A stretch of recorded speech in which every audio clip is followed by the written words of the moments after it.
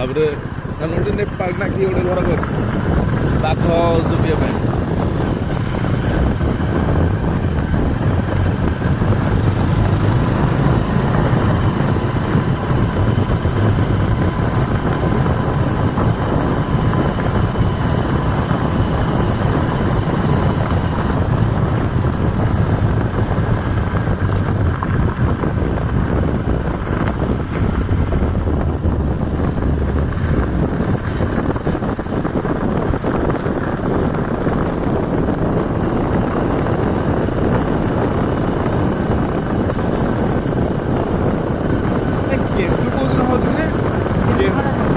ସେଇଦିନ ଆଇବ ଭଳିଆ କେନ୍ଦୁ ନେଇକି ଯିବ ନା।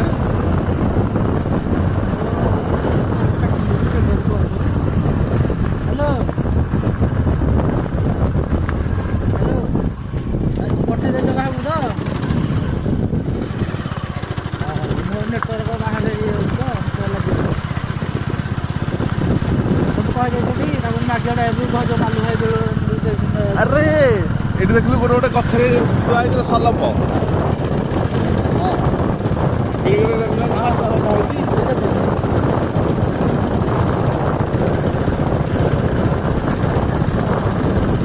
ଲୋକ କଣ ହେଲା ସଲପ ପାଠ ବନ୍ଧା ହେଇଛି।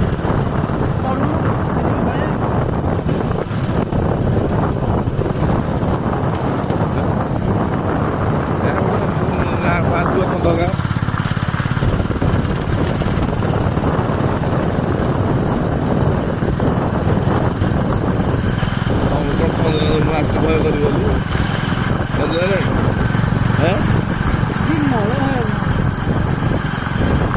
ସଂକ୍ରାନ୍ତି ଗହଳି ସିନା ମୁଁ ଗଲା ପରେ ଯାଇଲି ଯୋଉ ମନ୍ଦିର ପାଖକୁ।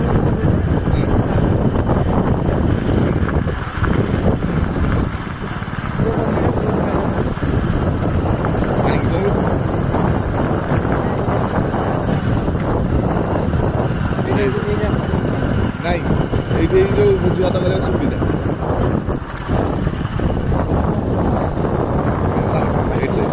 ବାଘ ବାଘ କି କଣ କାପଲାଇଜ କରିବୁ ଏଇଠି ଲାଗିଛି।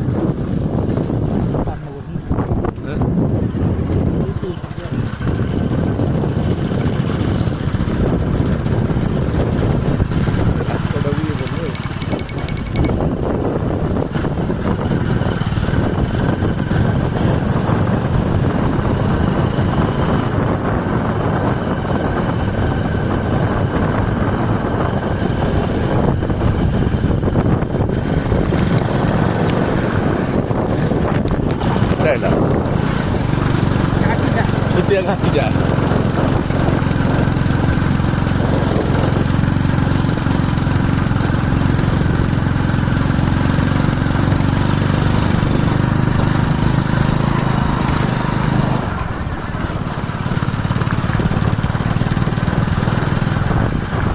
ଭୋଜିଭାତ କରିବାକୁ ଭଲ ଜାଗା ହେଇନି।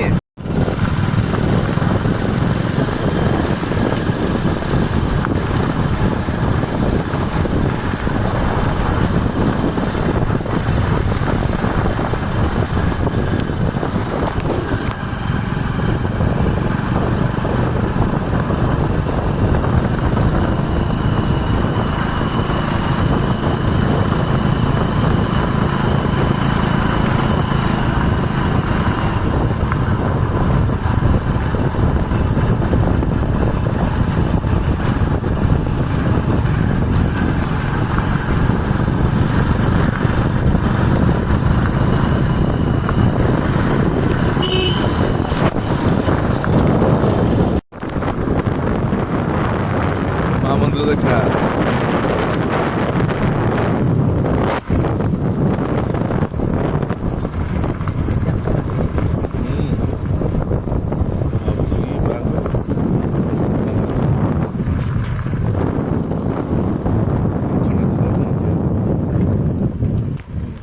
ସେ ପୂଜାରୀ ମାସ ପଳଉ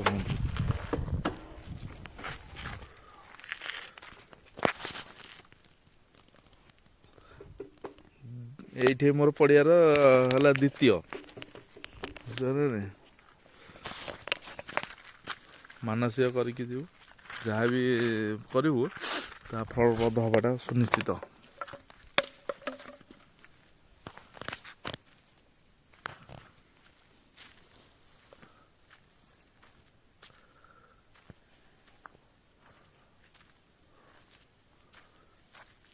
କଣ କରିବାର ଅଛି? ପୂଜାରୀ ମହାପ୍ରଭୁଙ୍କୁ ଡାକିଆ।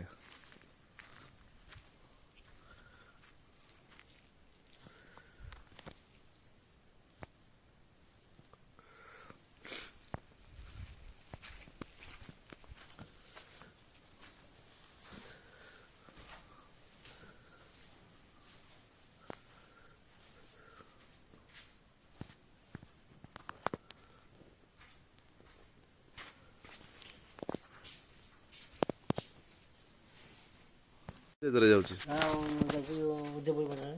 ଉଦୟପୁରଟା କୋଉଟା? ଦଶପଲ୍ଲା। ବ୍ଲକ ତ ଗୋଟେ ପଞ୍ଚାୟତ ଯାଉଛି ଆମ ଇଏ ପଞ୍ଚାୟତ ନୂଆ ଗାଁ ପଞ୍ଚାୟତ।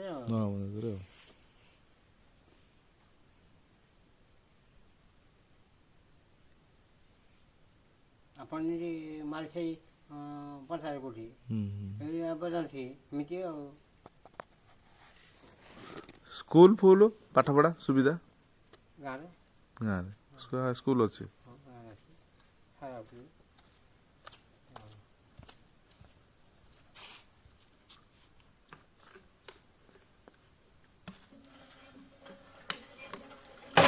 ଆପଣଙ୍କ ଗାଁରେ କେତେ ଯାହେଲେ ଘର ହବ?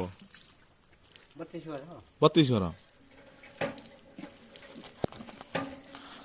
ଲାଇନ୍ ଫାଇନ୍ ସବୁ ସୁବିଧା ଅଛି?